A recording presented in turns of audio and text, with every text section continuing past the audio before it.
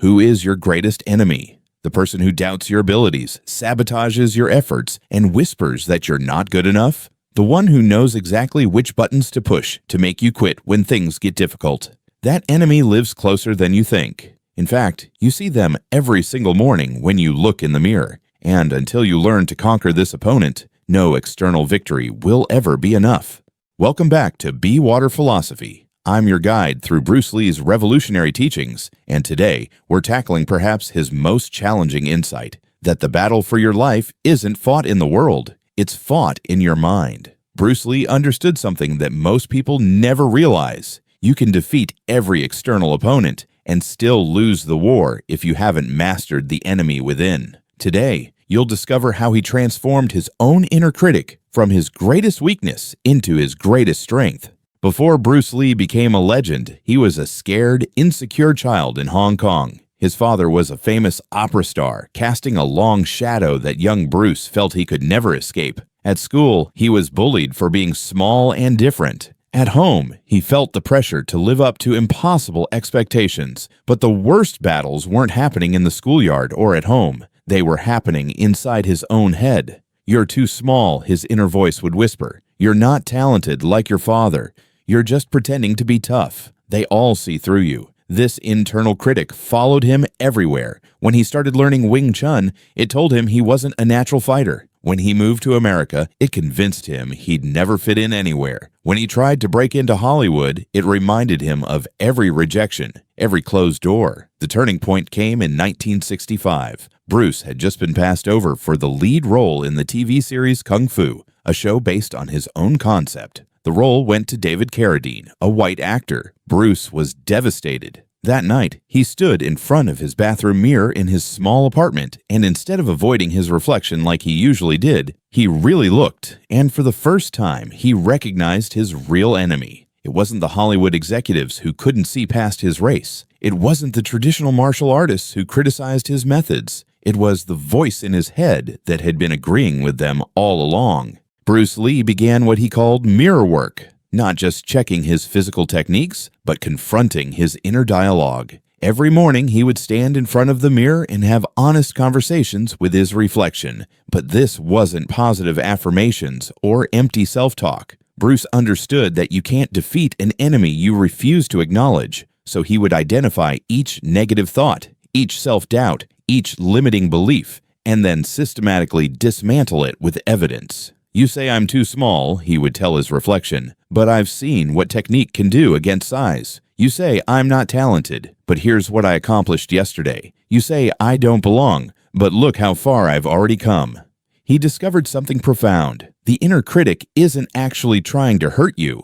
It's trying to protect you from disappointment, rejection, and failure. But in doing so, it keeps you small, safe, and unfulfilled. Bruce Lee learned to negotiate with this protective part of himself. Instead of trying to silence it completely, he would acknowledge its concerns and then provide a different perspective. This practice transformed not just his self-talk, but his entire approach to challenges. When Hollywood kept rejecting him, instead of hearing, "You don't belong here," he heard, "Find another way." When traditional martial artists criticized his innovations, instead of hearing, "You're wrong," he heard, "You're on to something they fear." Through his mirror work, Bruce Lee identified the common patterns of self-sabotage that keep most people trapped in mediocrity, the perfectionist prison. This is when your inner critic convinces you that unless you can do something perfectly, you shouldn't do it at all. Bruce noticed this when he would spend hours perfecting a single technique instead of practicing the broader skills he needed to develop. The comparison trap.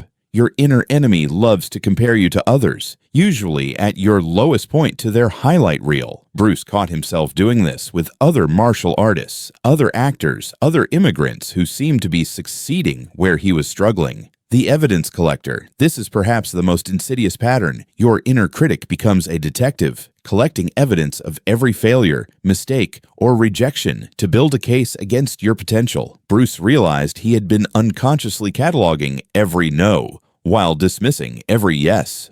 The safety negotiator. This voice shows up right before you're about to take a big risk or make a significant change. It will find very logical reasons why now isn't the right time, why you need more preparation, why it's safer to wait. Bruce Lee understood that these patterns weren't character flaws. They were protective mechanisms that had outlived their usefulness. The key was learning to recognize them and respond differently. Once Bruce Lee learned to identify his self-sabotage patterns, he began developing what he called warrior consciousness, a way of thinking that served his growth rather than his fears. Instead of, "I can't do this," he trained himself to think, "I can't do this yet." That single word, "yet," transformed his relationship with challenges. Every obstacle became temporary. Every limitation became a skill to develop. Instead of, "What if I fail?" he asked, "What if I succeed beyond my wildest expectations?" This wasn't denial or false optimism. Bruce had simply realized that if you're going to imagine possible futures, why not imagine empowering ones?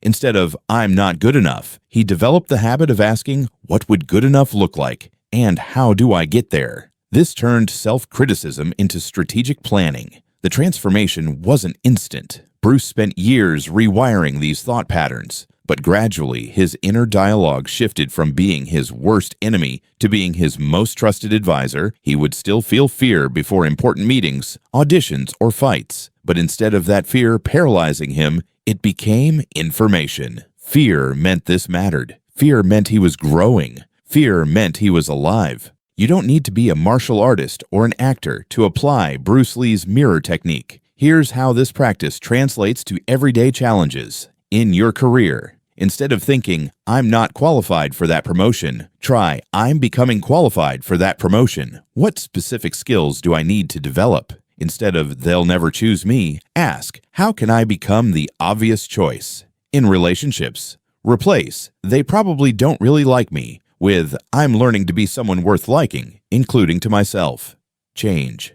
I always mess up relationships to, "I'm developing better relationship skills with each experience." In personal goals, transform, "I'm too old/young/busy to start," into what would starting look like given my current circumstances. Replace, "I don't have enough willpower," with, "I'm building systems that don't require willpower."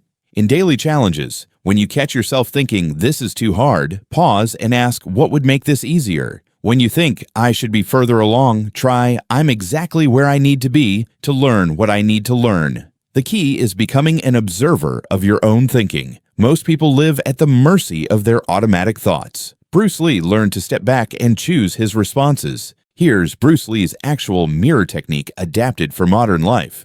Morning alignment, 5 minutes. Stand in front of a mirror and make eye contact with yourself. Notice what thoughts come up immediately. Are they supportive or critical? Without judging these thoughts, simply acknowledge them. I notice I'm thinking. Then set an intention for how you want to show up that day. Not what you want to achieve, but who you want to be in the process. The challenge check-in. When you face a difficult situation during the day, pause and ask yourself, what would the strongest version of me do here? Not the version that never feels fear, but the version that acts despite the fear. Evening reflection. Before bed, return to the mirror. Ask yourself 3 questions. What did I handle well today? What challenged me? What did I learn about myself? Notice that none of these questions are about being perfect. They're about being aware, honest, and continuously growing. The weekly deep dive. Once a week, have a longer conversation with your reflection. Identify any self-sabotage patterns that showed up. What triggered them? How did you respond? What would you do differently? Remember, the goal isn't to eliminate all negative thoughts. That's impossible and unnecessary. The goal is to change your relationship with those thoughts.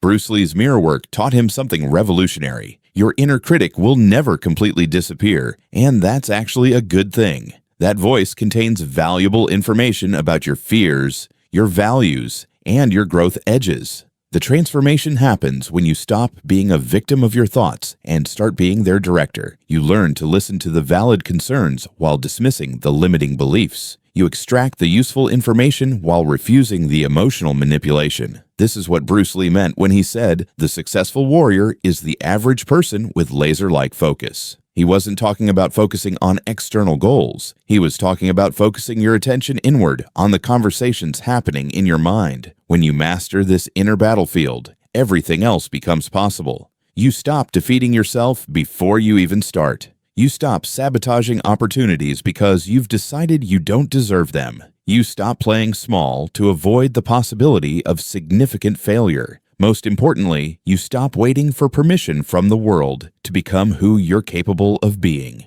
because you've already gotten permission from the only person whose opinion truly matters, yourself. This week, I challenge you to begin your own mirror practice. Start with just 2 minutes each morning. Look yourself in the eye and notice what comes up. Don't try to change anything yet, just observe. Ask yourself, what is my inner voice telling me about my possibilities today?